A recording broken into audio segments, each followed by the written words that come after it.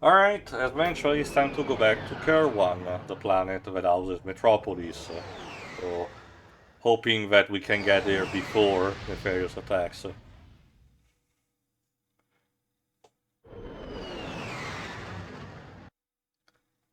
Off to Metropolis, that city that is totally not manned by Superman. Hmm. It's already Unfortunately, started. yeah, Dr. it has already Nefarious must be begun. around here somewhere. Oh. You sure everything's okay, Clank? Maybe Al should take a look at your circuitry. Well, shit. My special creation, Clank. I call him Clank. That's not very Your imaginative, but... dopey friend seems to be quite fond of him. Say, Yeah, Sadly, Lives, maybe he's instead, not very clever.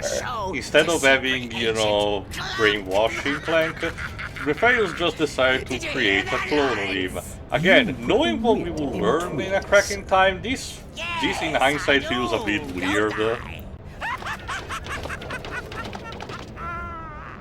Today, you will witness the dawning of a new era. For years, I plotted in secret, suffering endless disappointments. But soon, it will all be worthwhile. You will never succeed. Ratchet will put an end to your madness. The only ending in Ratchet's future is the end of his own life. And you will have a front row seat. Alright, Metropolis is actually one of those, you know, returning levels that has, you know, technically a new level design, but it's just enough that you get to remember how it was in the first, you know, in the first game. So, you know, it's that kind of mixing done right compared to, you know, what we got in Rilgar Town. No, again, my point is that, again, on paper, by the time of this game, Clank was created using, you know, the Blarg factory on Orkson, you know. So, and apparently, according to what it's mentioned there, you know, the technology that the Blargs were using were not necessarily cheap, but, you know, easy to replicate. So that on paper, it's not too much of a problem, you know, to create that. The thing is that the retcons that are added in a cracking time suggest that Clank is much more complex, even inside, than he is right now. So managing to replicate him on that kind of level, you know, while easy to guess for Nefarious, you know, it still feels something that in hindsight he shouldn't have been able to do. But again, it's hindsight 2020 and everything.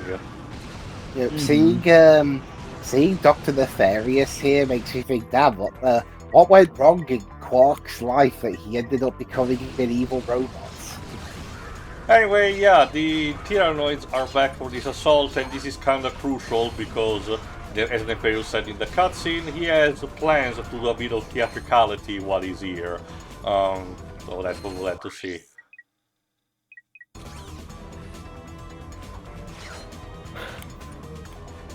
Okay, now we finally get back the animation for the special bolt.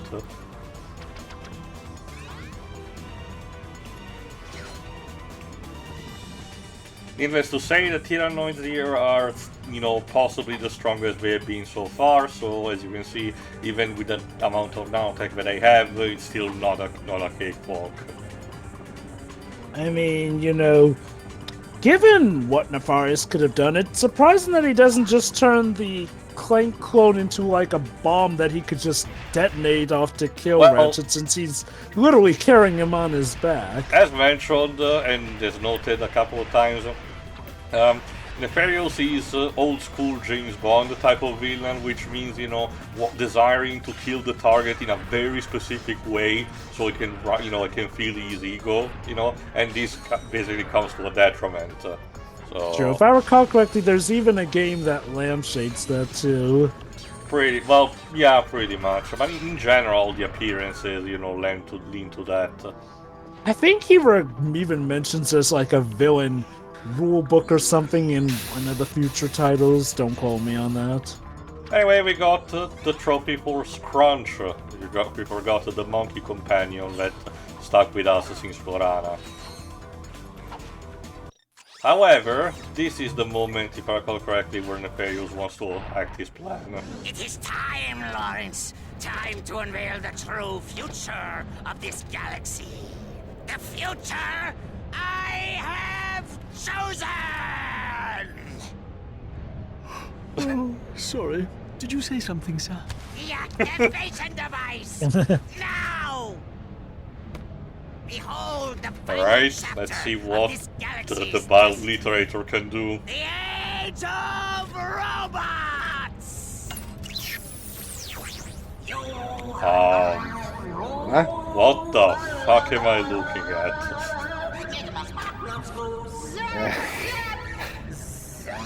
Oh, dear lord. Lawrence! Oh, dear. That was your audition for Galactic Idol, wasn't it? Of course. Dreadfully sorry. By all means, sir. Carry on. This is also one of the few times Lawrence manages to not really completely get away with his bullshit. But yes, that's the real thing of the Obliterator. Instant robotization for everything that lays, its eyes upon. Good thing Ratchet managed to get away. This also means that mid-level, the Thyrranoids enemies that were already tough that you face through have become just even more tough.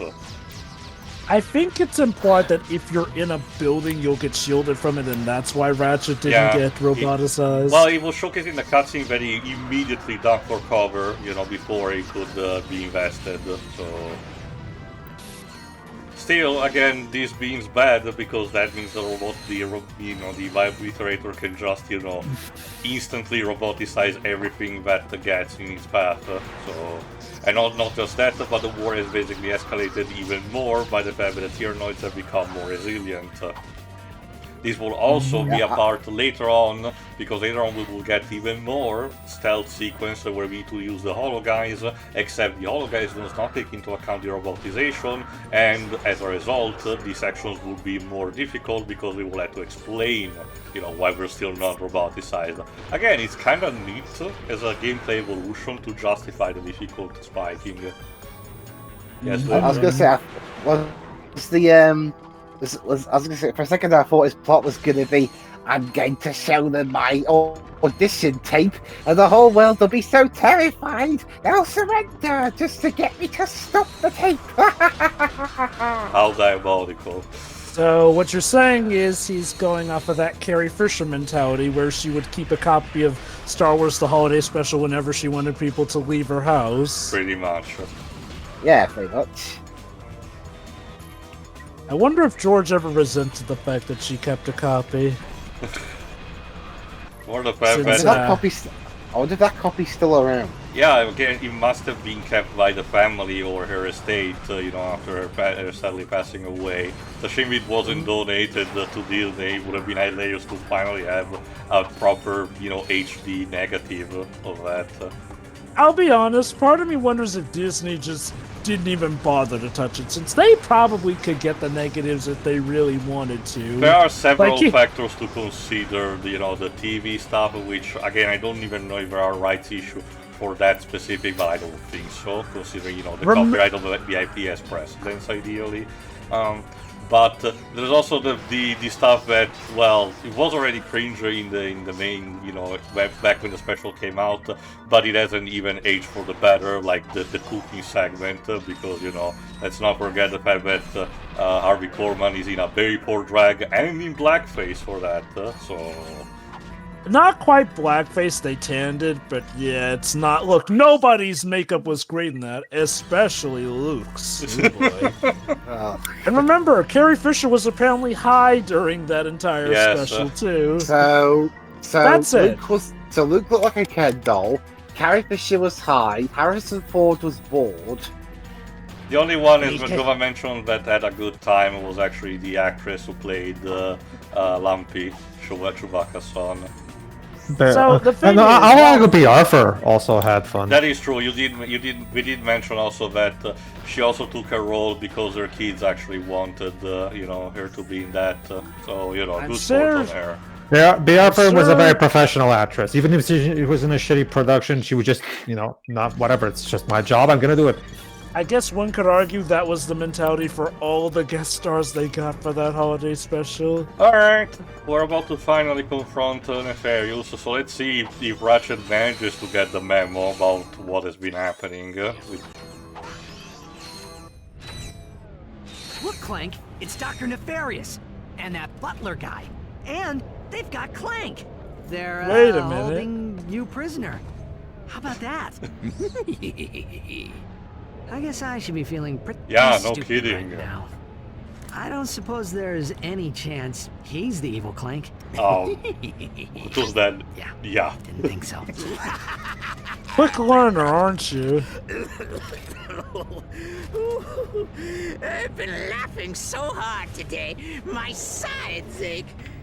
I must admit, Ratchet, you've proven to be a far more worthy adversary than that This particular imbecile moment where the Qwark. two Clanks stares at each other is gonna be important for one of the spin-offs, keep that in mind. So, our game must end here. It's a shame What? you won't But I live long enough to paid see full the rest of your price. kind exterminated. I mean, he sounds like a You Dalek get would the if idea. it had a bit more emotion. Oh no. Oh, cried. Alright, our next boss is Giant Clunk. Apparently from what I read, the boss fight was supposed to be more complex in order to simulate what the other regular giant 5-head Clank had in the franchise were presenting, but the devs did not manage to find a good way to implement it, so they just stuck with the train, which fair enough. And it's not even it's not even too spongy as a boss, so it's just the right amount. It's like an unwritten rule that making a boss fight on a moving train instantly makes it cooler by 10%.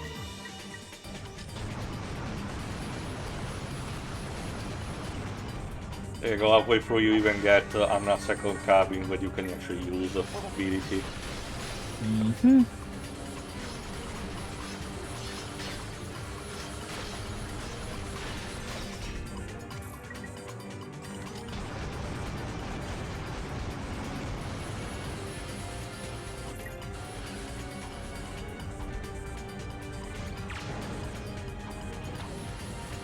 Just stand still Okay, for this- a second. Go on. This music to me, I'm guessing it's still The Neil's level. doing the It's recycled The from the additional first music. game, Leaves. they're doing additional music. Some bits of this do kind of sound like stuff we do, well, specifically in the first Hitman trilogy game. Alright. Again, it's specifically more recycled completely from the first game anyway. Oops. I am sorry, Ratchet. This is all my fault. Knock it off, Clank. Nefarious Also, some did this, and character he development is gonna for the pay both for of it. them. For Metropolis and for what he did to Qwark and Skid. You and I are gonna make sure of that. Come on, let's get off this planet before we end up dead. Or worse. What And could be think- worse than that? Well, remember the robotization thing. Don't worry, civilians. What we're doing is for the greater good. Just fend for yourself a bit The greater more. good. The thing is that Aye. we're not off just yet, as Sasha is basically saying. There's also a set of missions that you can do here, so let's tackle that, right now before leaving. Whee!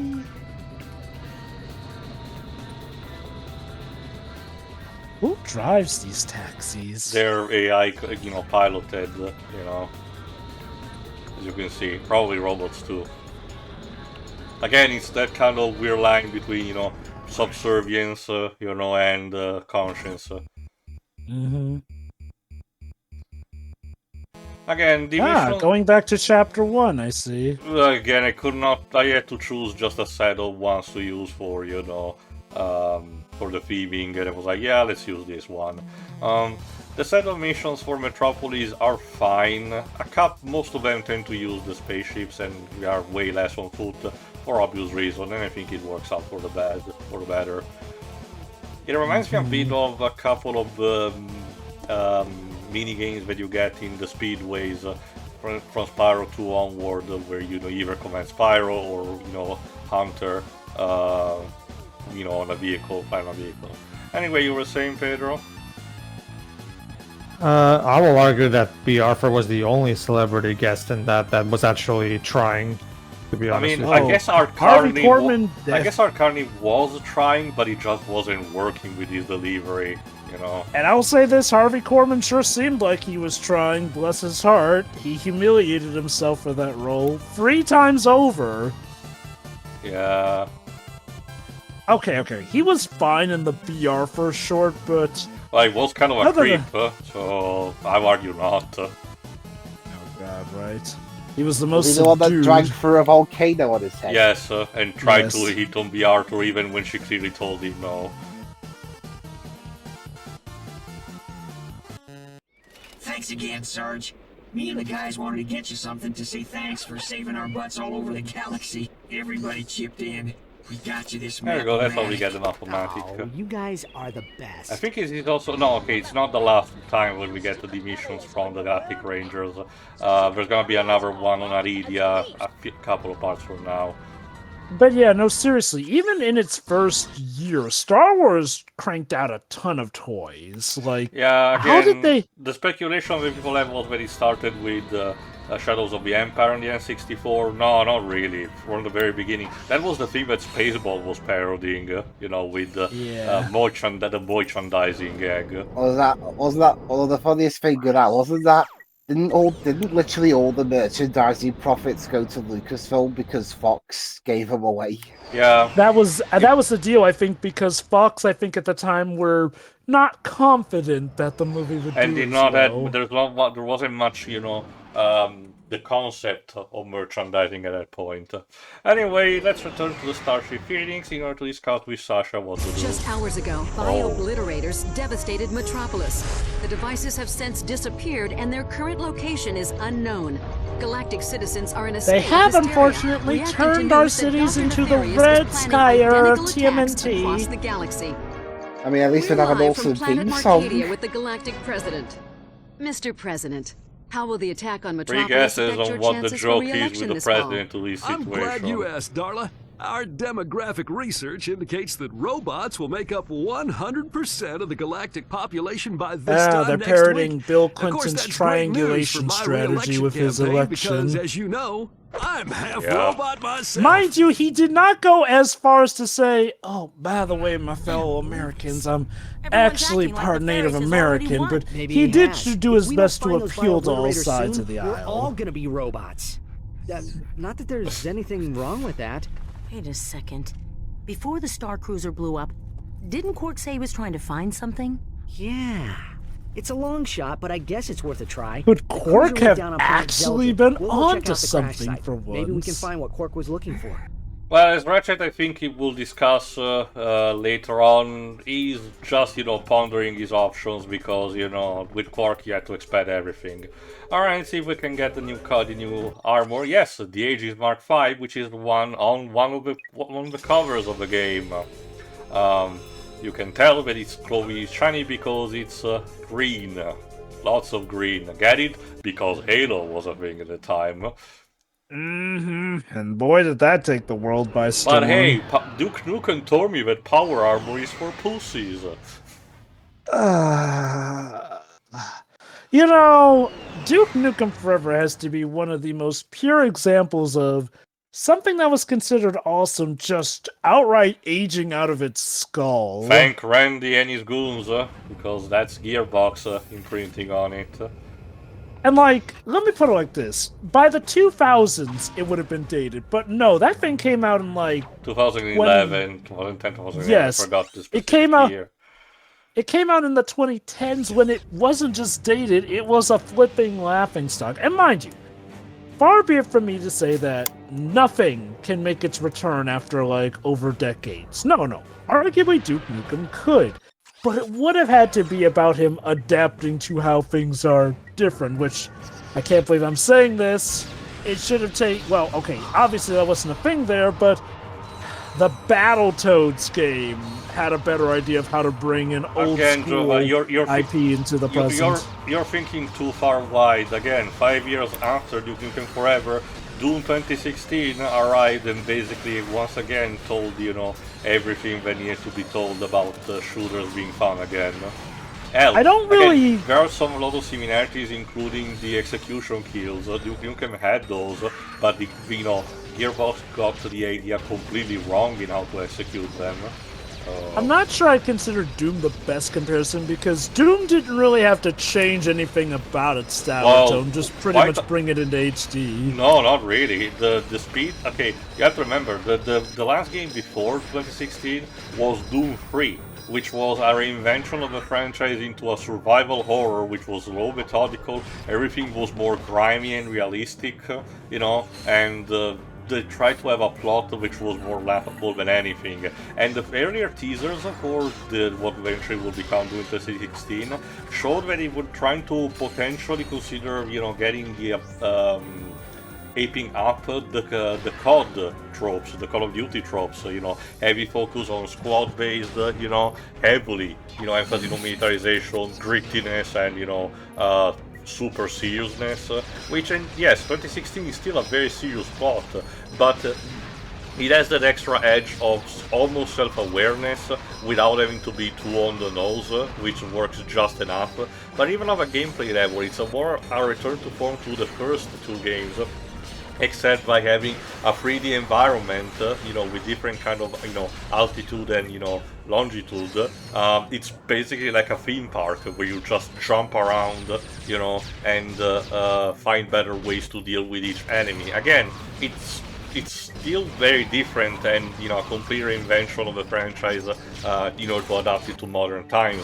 And it was proving successful, which is why the franchise is sticking around even to this day. By the time we're recording this, the Dark Ages is supposed to be released not too long from now, I guess this is the part of the playthrough where I admit I kind of forgot about Doom 3's divergence. Don't worry, Joe, I kind of forgot about Doom 3 in general. Eventually we'll get there. The only reason I haven't recorded Doom yet is because, okay, as bad sounding as it may be, the first two Doom games are not really fitting much our standards for commentary.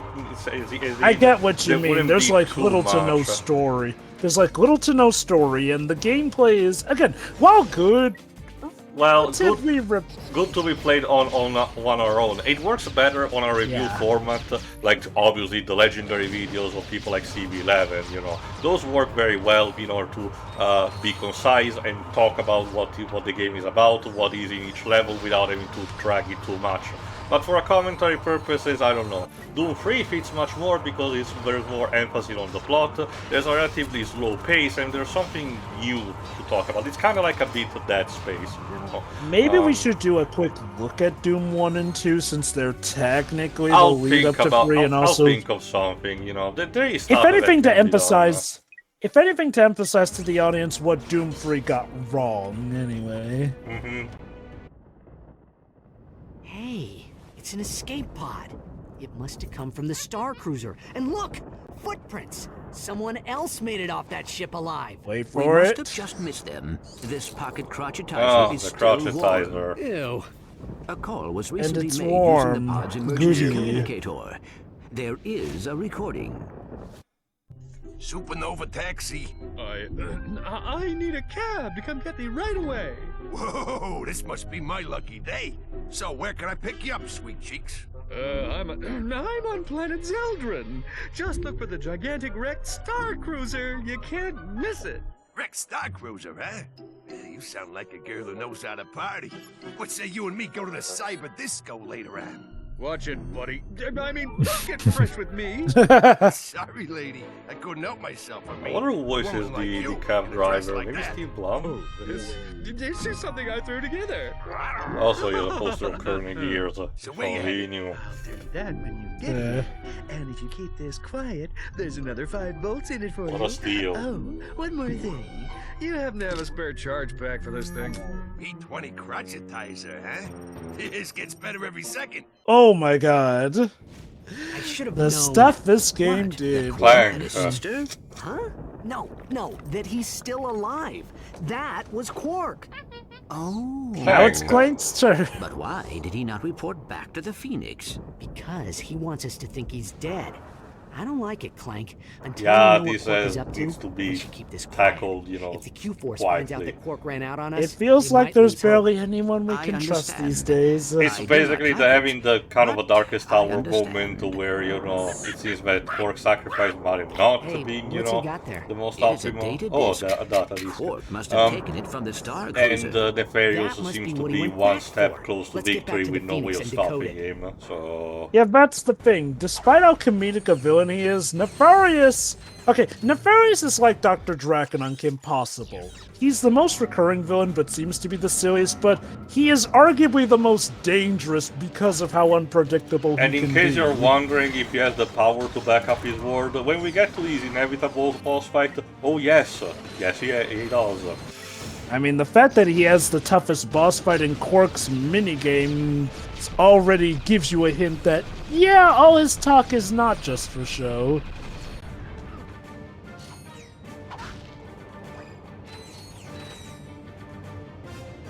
So Qwark might be alive, but to what is where? his... And where in the galaxy is Copernicus Captain Qwark. Qwark? That's his first name, Okay. I forgot. Well, for the time being we need to return to our ship, which also gives us a bit of a vertical section with the gravity boots. Give Nefarious credit, he made sure to also plant his goons atop areas Well, where remember, this normally is you the, can only go with this is the crash gravity. site of the Leviathan, so it's easy to guess, you know, that, you know, these are probably whatever was left of the robots in there. I presume the goons... Okay, I forget if the goons are actually people or if they're robots No, too. complete of, you know, robots, but, you know, the Biobliterator exists basically to circumvent both problems, as in getting rid of the enemies and making, you know, cutting the expense and time and the effort of making new robots. Mm-hmm. Whee! Yeah, it's to showcase, look how big our level is. Again, the Spyro games also did this. Hi, Sarge. Yeah, there it is. This is another moment where the plot has to be put on pause because Aridia is being under attack, and that's thankfully what the last section of with the Galactic Rangers where we need to go. Battle than a party. I told you he wouldn't go for it. You guys just hang in there. I'll be there as soon as I can.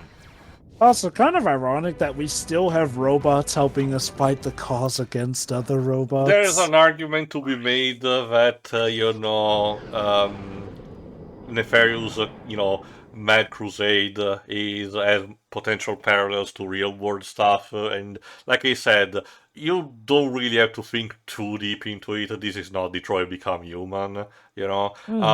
But there's clearly a potential argument to be made about, you know, robots that are working willingly, you know, alongside organic life forms versus others that feels like we don't even have a choice in the matter.